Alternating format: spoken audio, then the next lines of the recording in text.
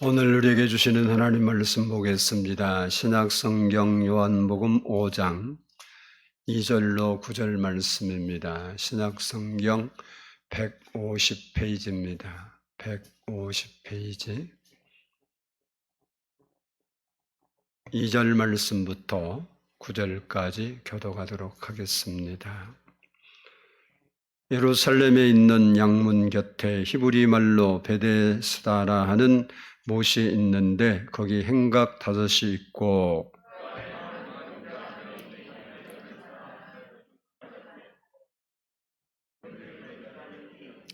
이는 전사가 가끔 못에 내려와 물을 움직이게 하는데 움직인 후에 먼저 들어가는 자는 어떤 병에 걸렸든지 낫게 되밀어라.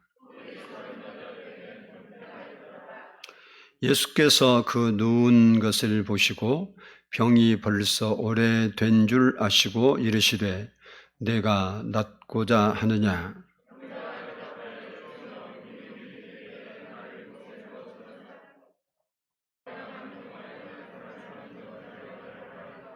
예수께서 이르시되 일어나 내 자리를 들고 걸어가라 하시니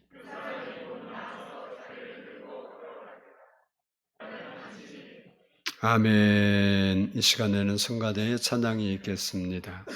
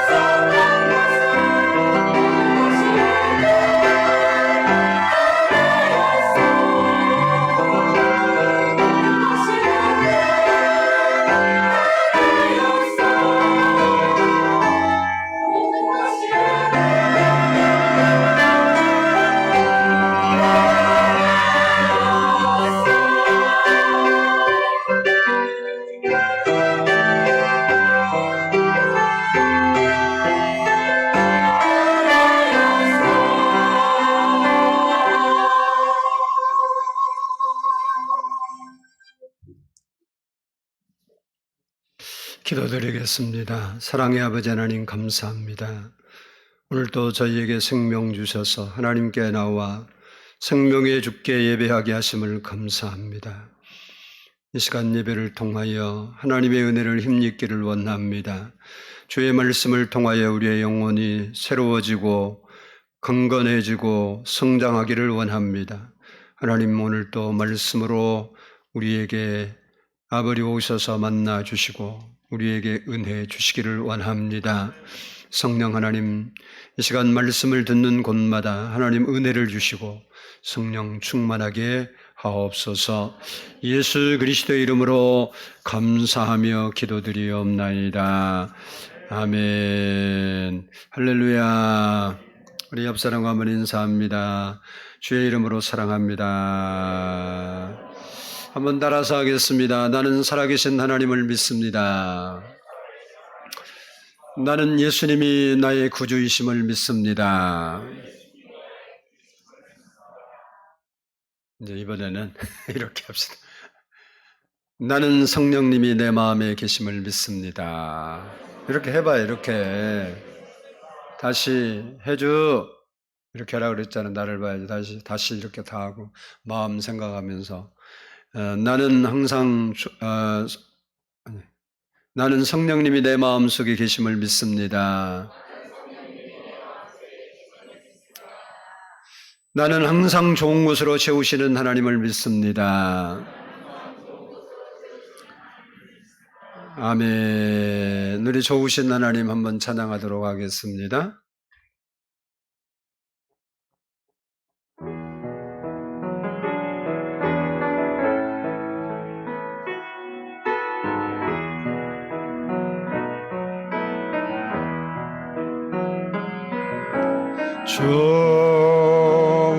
좋으신 하나님, 좋으신 하나님, 참 좋으신 나의 하나님,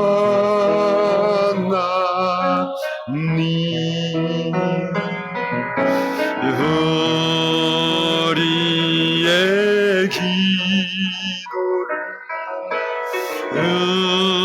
응답해 주시니 참 좋으신 나의 하나님,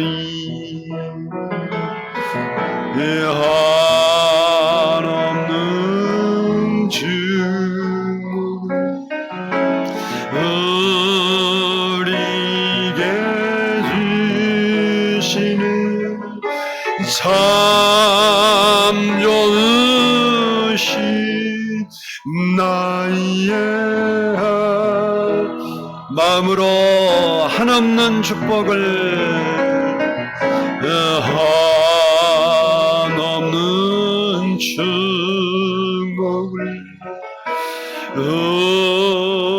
우리에게 주시는 참 좋으신 나의 하나님.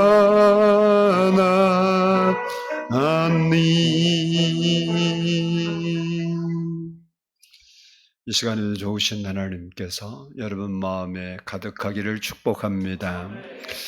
오늘 본문 말씀은 베데스다라는 연못에서 일어났던 일입니다.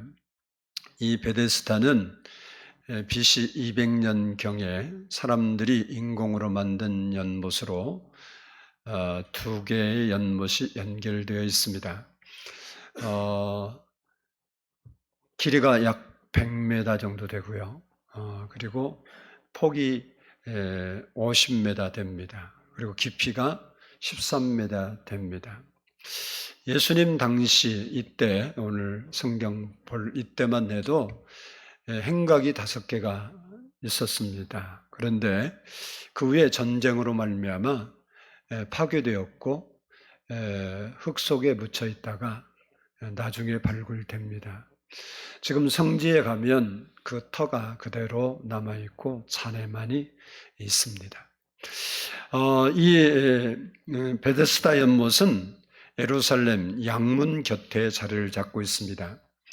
이 양문은 예루살렘 성으로 들어가는 문이 여러 개가 있는데 그 중에 하나의 문으로 북쪽에서 예루살렘으로 들어오는 문입니다. 우리나라도 동대문, 서대문 뭐 이런 게 있잖아요. 이것처럼 북쪽에서 들어오는 문을 양문이라고 했는데 양문이라고 부른 것은 예루살렘 성 안으로 양들을 들여올 때에 사용한 문이었기 때문에 그렇습니다. 그래서 양의 문, 양문 이렇게 불렀습니다. 오늘 본문을 보면 이 베세드다 연못에 행각 5개가 있었습니다. 이 행각은 우리말로 말하면 정자예요. 지붕이 있고 앉을 터가 있고 그리고 옆이 터여 있는 그런 집을 정자라 그렇게 부르는데 여기 행각을 말합니다.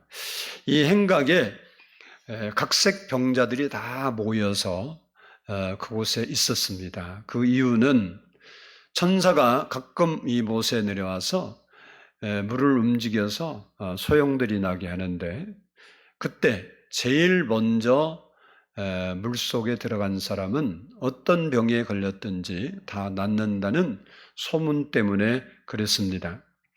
그 당시나 지금이나 의술로 고치지 못하는 병들이 많습니다.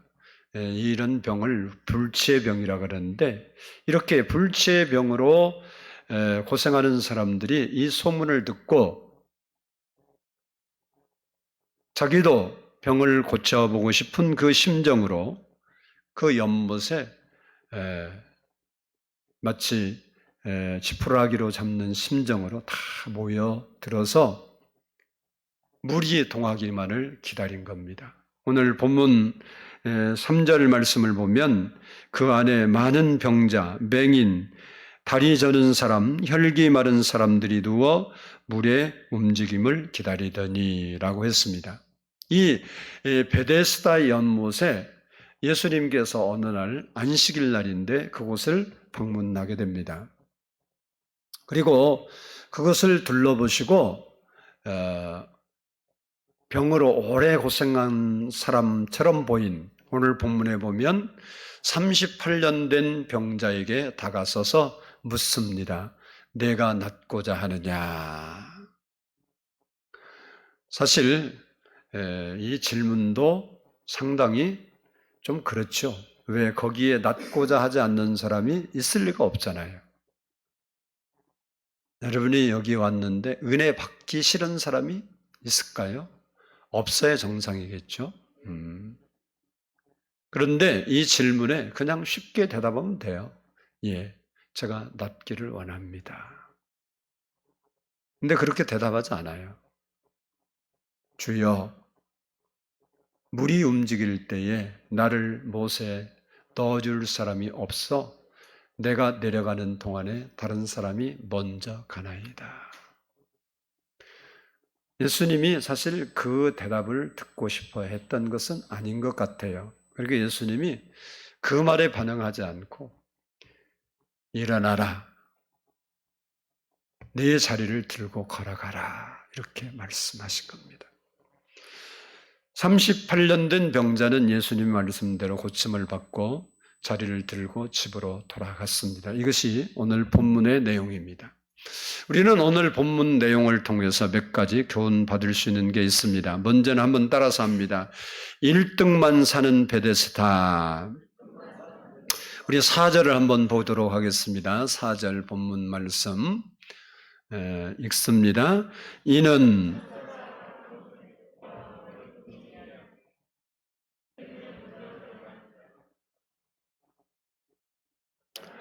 아멘. 이 베데스다는 1등 하는 사람만이 은혜를 입고 살 수 있는 장소가 베데스다입니다. 원래 이 베데스다라는 뜻은 자비의 집, 긍휼의 집 이런 뜻입니다. 이 말의 뜻처럼 베데스다는 불치병에 걸린 사람들에게 마지막 희망의 장소였습니다. 이 베데스다는 절망에 빠진 사람들에게 마지막 희망의 장소였습니다. 그리고 이 베데스다는 살면서 희망을 잃어버린 사람들에게 한 줄기 빛이 되었습니다. 그러나 이곳은 자비의 집이고 긍휼의 집이었지만 이등에게는 절대 자비를 베풀어 주지 않는 무서운 곳이었습니다. 다시 말하면 희망을 이야기하고 있지만 희망보다 오히려 절망이 더 가까운 곳이 이곳이었습니다. 그 이유는 그곳에 모인 많은 병자들이 있는데 자비의 긍휼의 은혜를 입으려면 거기에 있는 사람을 다 제끼고 물이 동할 때 가장 먼저 들어가야 하는데 이 일은 결코 쉬운 일이 아니었기 때문에 그렇습니다. 그리고 중요한 사실은 천사가 가끔 못에 내려와 물을 움직인다 그랬는데 천사가 언제 내려올 줄도 모르는 거예요. 1년에 한 번 내려온다든지 10년에 한 번 내려온다든지 일주일에 한 번 내려온다든지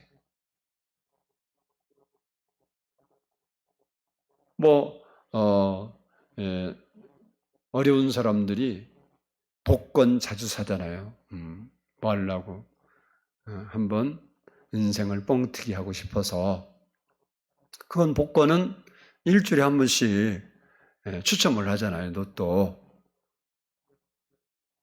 그러니까 일주일에 한 번씩 소망이나 갔는데 이건 언제 내려올지도 몰라요. 그러니까 이것은 희망 고문이에요. 희망 고문.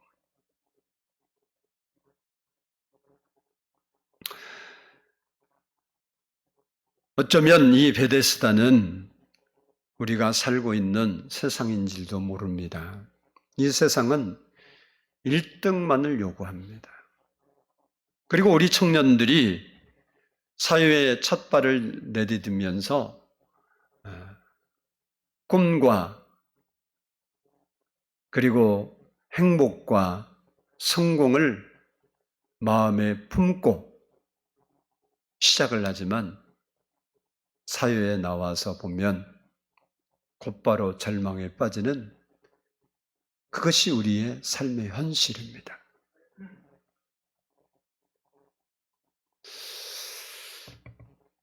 우리의 삶 속에 1등만 존재하는 그것이 바로 베데스다예요. 그리고 우리의 삶이에요. 이 38년 된 병자가 거기 있었지만 소망보다는 좌절감과 자포자기가 더 컸을 겁니다. 그것이 오늘 우리가 사는 현실입니다.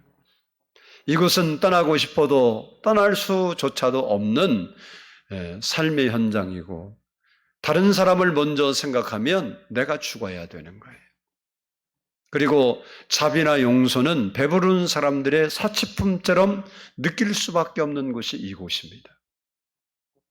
이곳은 아무리 먼저 와서 기다려도 소용이 없습니다.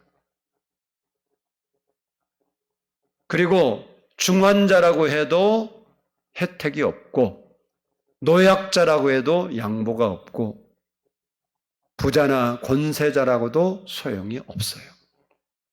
무조건 먼저 들어간 사람만이 최고입니다. 이는 양육강식의 표본이고 공의와 정의가 무너진 현장입니다. 이는 곧 우리가 살고 있는 이 세상의 삶의 축소판이라 이렇게 생각해도 됩니다. 이것이 베데스다예요. 이런 베데스다에 오늘 본문 말씀 보니까 예수님이 찾아오신 거예요. 한번 따라서 합시다. 꼴치를 찾아오신 예수님. 우리 5절 말씀을 보겠습니다. 5절.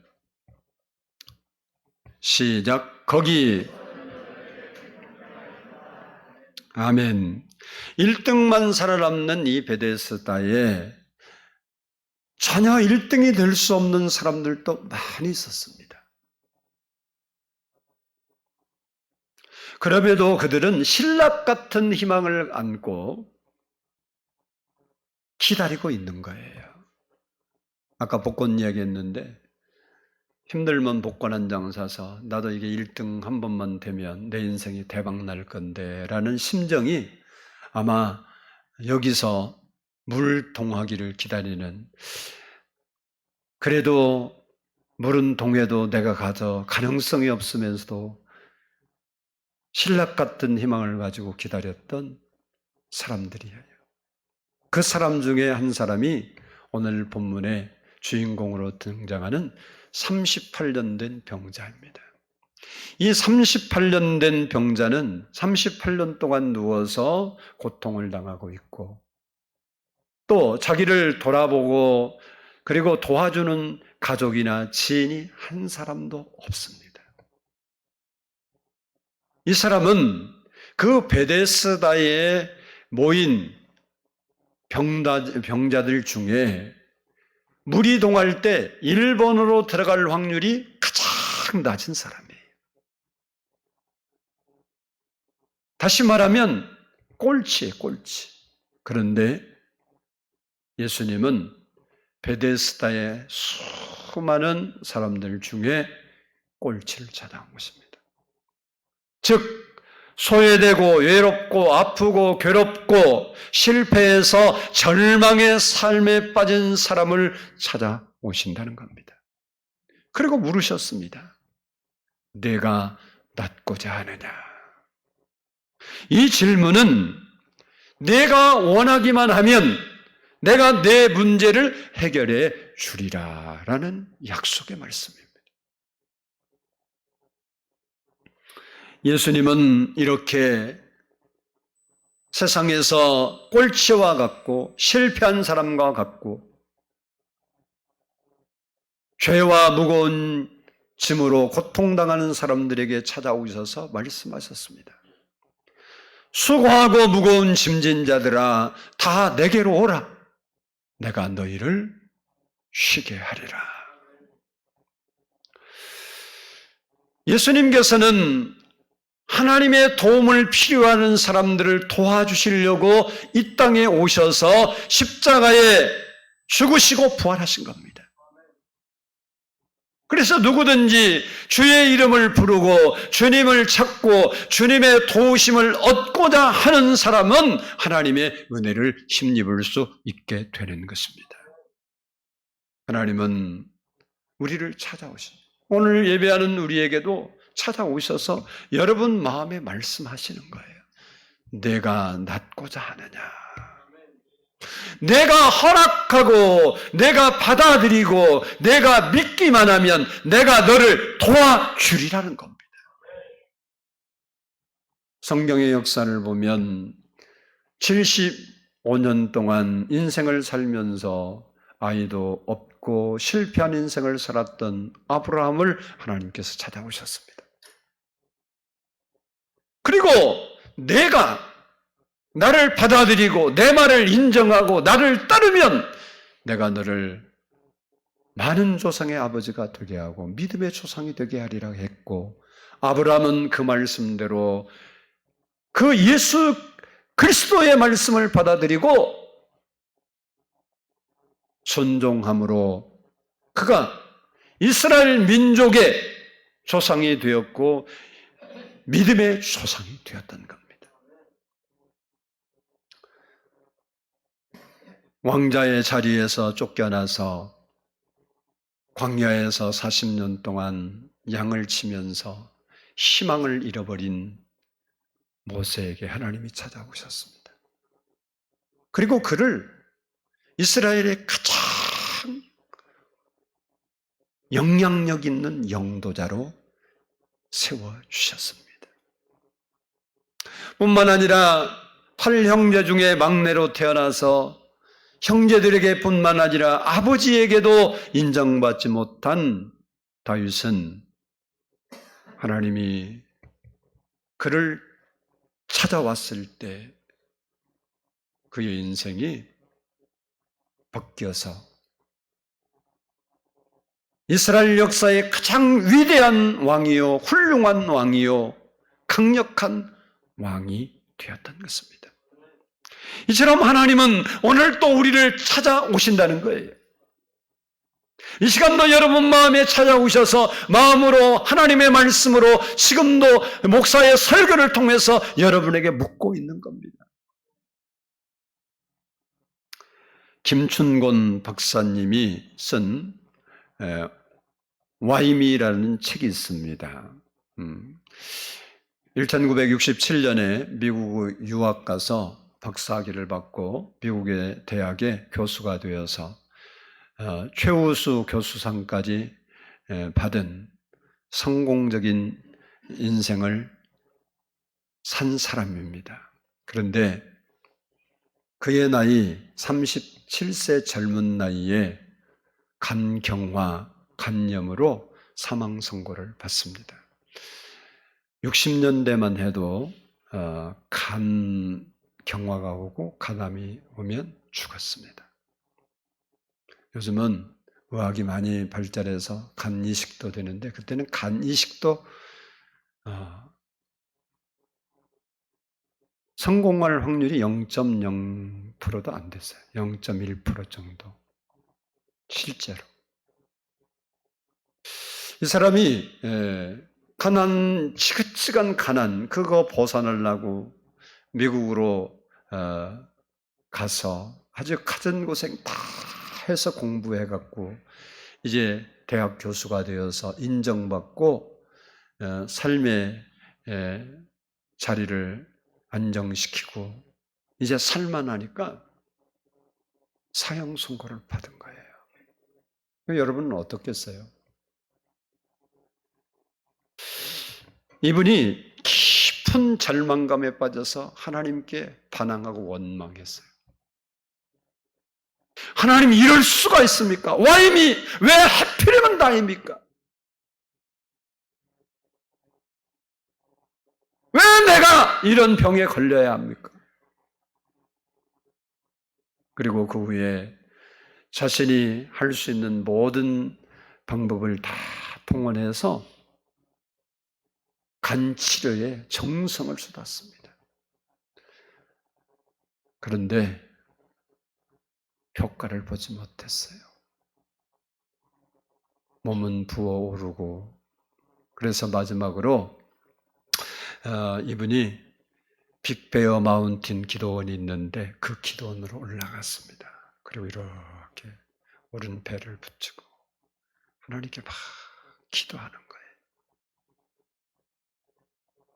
기도하는 중에 자기를 찾아오신 예수님을 만났습니다. 그리고 그의 시각이 바뀌었어요. 세상을 향했던 자기의 시선이 주님을 향해서 바뀐 겁니다. 그러자 주님께서 자기를 얼마나 사랑했는지를 깨닫게 된 거예요. 그리고 자기를 위해서 큰 비전을 준비하신 그 일을 그가 알게 된 겁니다. 그래서 그의 기도가 바뀌었어요. 와임이 하나님 왜 나를 그토록 사랑하셨습니까? 왜 하나님 하필이면 나를 찾아오셨습니까? 그리고 그가 울부짖으면서 기도한 겁니다. 왜 하나님 나를 사랑했습니까? 이 사람도 그 일이 있기 전에는 하나님이 자기를 그렇게 사랑하는지 자기를 향한 하나님의 선한 뜻이 있는지를 알지 못했습니다. 근데 기도 중에 찾아오신 예수님을 만나고 자기 인생을 향한 하나님의 계획을 발견하게 된 겁니다. 하나님의 그 사랑을 발견하게 된 거예요. 그래서 감격한 겁니다. 왜 날 사랑하나? 왜 날 사랑하나? 왜 주님 갈보리 가야 했나? 왜 날 사랑하나? 그 사람은 다 눈물로 기도했습니다. 그 위에 고침을 받고 주님을 위한 놀라운 사역을 펼쳐나갔습니다. 그렇습니다. 주님은 오늘 또 우리를 찾아오십니다. 우리가 그 주님을 믿고 받아들이기만 하면 주님은 우리를 위해 일을 해주시고 믿음의 선조들에게 하셨던 것처럼 하나님의 뜻을 이루어 주신다는 사실입니다. 이 사실을 깨달은 다윗은 시편 8편 4편에서 감격하고 찬양합니다. 사람이 무엇이기에 주께서 그를 생각하시며 인자가 무엇이기에 주께서 그를 돌보시나니까.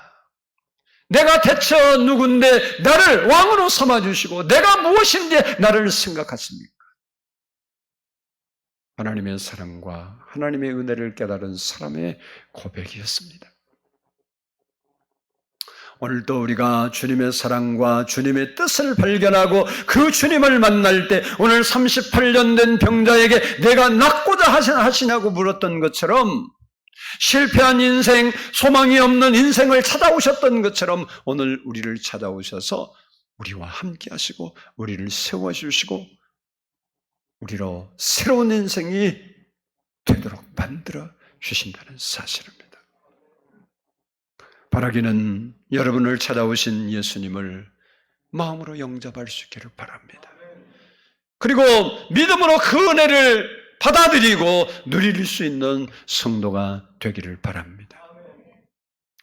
마지막으로 찾아오시는 예수님을 만나려면 어떻게 해야 할까라는 겁니다. 한번 따라서 합니다. 포기하지 말고 희망을 가져라. 이 38년 된 병자가 언제 왔는지 확실히 알 수 없어요. 만약에 질병이 발병한 즉시 왔다면 38년이고 세상에서 10년, 20년 치료하다 왔으면 20, 30년 전에 왔을 거고 적어도 몇 년 전에 여기에 왔겠죠. 그런데 그가 거기 와서 깨달은 게 뭐냐? 아하, 나는 물이 동할 때 1등으로 갈 능력이 없구나. 그걸 깨달은 거예요. 그래서 오늘 본문에도 보면 예수님께서 내가 낫고자 하느냐 그랬더니 나를 들어서 못에 던져줄 사람이 없어서 내가 이러고 있습니다. 내 힘으로는 도저히 안 되는 걸 제가 알고 있습니다.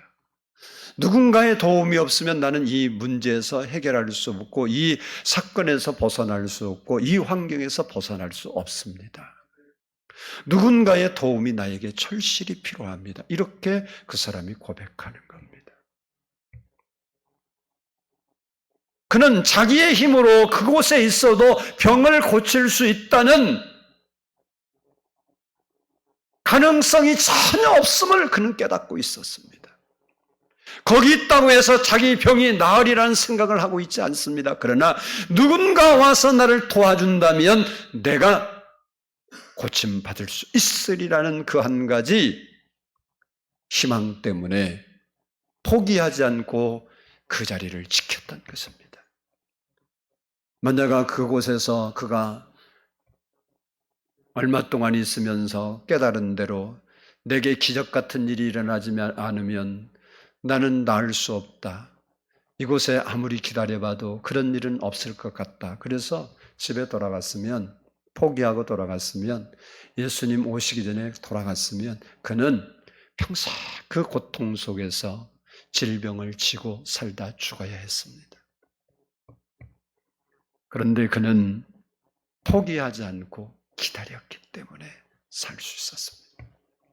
우리가 예수를 믿고 주님 믿음으로 기도하며 하나님의 은혜를 구하며 살아가고 있을 때 우리에게도 절망적이고 내 힘으로 할 수 없고 내 능력으로 해결할 수 없는 일들이 얼마든지 있습니다.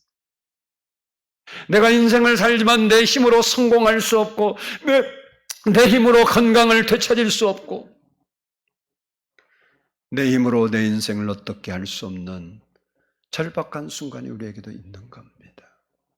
누군가가 조금만 도와주면 내가 일어설 것 같고 누군가가 나를 밀어주면 될 것 같은 그런 환경에 있는 우리일 수도 있습니다. 38년 된 병자처럼 말입니다. 우리가 그 절망의 순간에 절망하지 않고 포기하지 않고 희망을 갖고 주님을 의지하고 기다리면 38년 된 병자를 찾아오신 예수님은 반드시 우리를 찾아오셔서 우리의 문제를 해결해 주실 뿐만 아니라 우리를 세워 주실 거라는 겁니다. 그래서 우리는 어떤 절박한 환경을 만났을지라도 절대 포기하거나 낭망하거나 절망하면 되지 않는 겁니다. 그래서 누가복음 18장의 1절 보면 예수님께서 우리에게 말합니다. 항상 기도하고 낙심하지 말아라. 왜 그럴까요? 주님께서 도와주신다는 겁니다. 우리가 어떤 경우라도 포기하지 않고 주님이 나를 도와주실 걸 믿고 기도하고 하나님께 기다리면 소망을 갖고 있으면 하나님은 반드시 우리에게 개입하시고 우리의 삶에 오셔서 역사해 주시는 겁니다. 성경은 우리에게 말합니다. 두려워하지 말라. 놀라지도 말라. 근심하지도 말라. 내가 너와 함께함이라. 내가 너의 하나님이 됨이라. 내가 나의 참으로 의로운 손으로 너를 붙들어 주리라. 너를 정녕 도와준다고 주님은 약속하고 있습니다. 우리가 신앙생활하면서 포기만 하지 않는다면 이 38년 된 병자가 그곳에 누워있을 때 다른 사람들이 그랬을 거예요. 저 몸으로 어떻게 1등으로 들어간다고 저기에 누워있을까? 참 바보 같고 어리석다. 우리가 하나님을 의지하고 신뢰할 때 세상 사람들은 우리를 향해서 비웃고 손가락질할 수 있습니다. 그런다고 되냐? 그러나 우리가 포기하지 않는다면 희망을 갖는다면 주님은 반드시 우리를 만나주시고 우리를 사슴의 발같이 만들어 높은 곳에 오르게 하실 것입니다. 그 믿음을 갖는 여러분이 되기를 원합니다. 마지막으로 따라서 합시다. 예수님의 말씀에 순종하라. 예수님께서 병자에게 말합니다. 일어나라. 내 자리를 들고 걸어가라. 예수님께서 하신 이 말씀에 이 병자가 순종하려면 기존에 가지고 있던 생각을 바꿔야 합니다. 38년 동안 일어나지 못하고 자리에 누워있는 내가 어떻게 걸을 수 있어? 라는 생각에 붙잡혀 있으면 이 사람은 일어날 생각조차를 안 해요.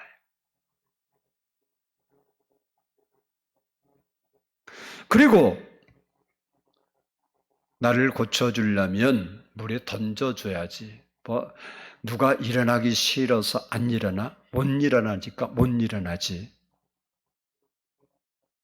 이라고 그의 생각을 바꾸지 않는 한 그는 말씀대로 순종해서 일어나지 않습니다. 이 사람만 그런 게 아니고 우리도 똑같아요. 원망하지 말고 감사하며 살아라 그러면 누가 감사하기 싫어서 감사 안 하나요? 내 입장 대보세요. 원망불평 나보다 더 많이 할 걸요? 이러고 자기 환경, 자기 생각에 정당화시키고 하나님 말씀으로 자기를 내려놓고 순종하려고 하지 않아요. 이 사람이 자기의 생각, 물속에 던져져야만이 자기 병을 고칠 수 있다는 생각을 내려놓지 않으면 주님의 말씀에 순종할 수 없는 거예요. 그런데 오늘 본문의 환자는 물속에 들어가야 고침받는다는 생각을 바꾸고 내가 이불의 말씀대로 하면 고침받을 수 있다는 생각으로 바꿨습니다.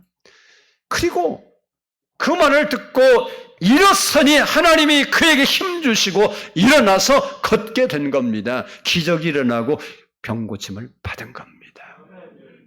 그래서 순종이 능력이고 순종이 기적의 통로입니다. 자기 환경 맨날 이야기하고 누가 그러고 싶지 않아서 그래요. 나도 그러고 싶은데요. 환경이 어떻고 뭐 지금 상황이 어떻고 맨날 자기 말 이야기하고 자기 주장, 자기 환경, 자기 경험 이야기하는 사람에게 기적은 기대할 수 없어요. 이 사람이 자기의 환자의 모습 30년이 넘게 걷지 못하고 누워있는 자기의 신분 그리고 자기의 환경 그리고 세상적으로 이 1등으로 들어가야 낫는다는 그 생각에 사로잡혀 있는 한 이 사람은 예수님 말씀대로 일어나 걸을 수가 없는 거예요. 말은 되지 않지만 다 내려놓고 하나님 말씀에 순종했더니 기적이 일어나는 겁니다. 오늘 또 우리에게도 똑같아요. 우리가 하나님의 말씀에 내 환경과 내 경험과 내 지식과 논리에 맞지 않아도 하나님 말씀이기 때문에 내가 순종하면 하나님께서 기적을 베푸시고 하나님의 살아계심을 우리가 경험하게 되는 거예요. 근데 수많은 성도들이 자기 지식으로 예수를 판단하고 말씀을 판단하고 자기 환경으로 하나님의 말씀을 판단합니다. 그래서 그렇게 하지 말고 이렇게 한번 해보라고 해도 절대 할 생각이 없어.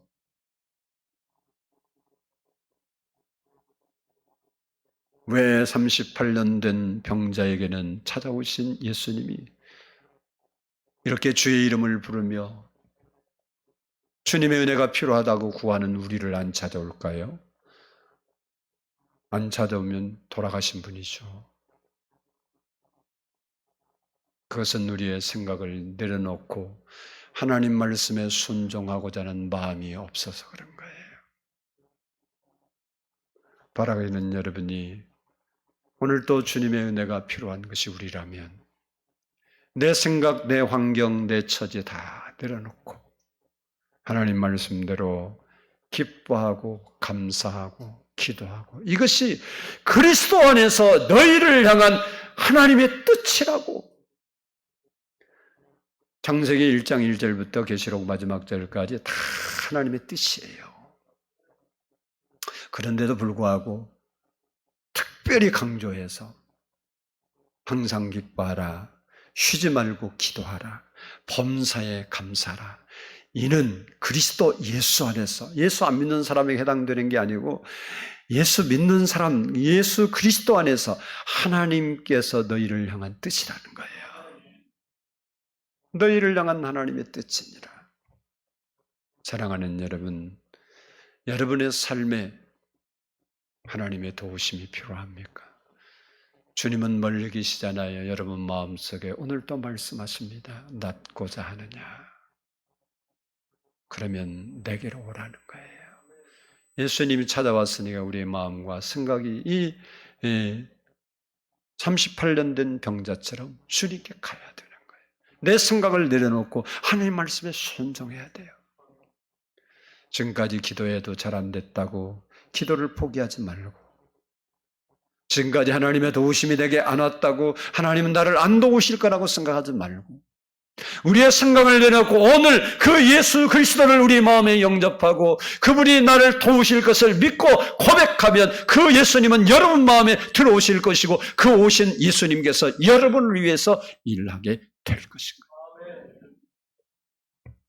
바라기는 38년 된 병자를 찾아오신 예수님께서 여러분 마음속에 찾아오셔서 38년 된 병자에게 기적 같은 일을 이루신 것처럼 우리에게 기적 같은 역사를 나타내 주시기를 주의 이름으로 축복합니다. 기도하겠습니다.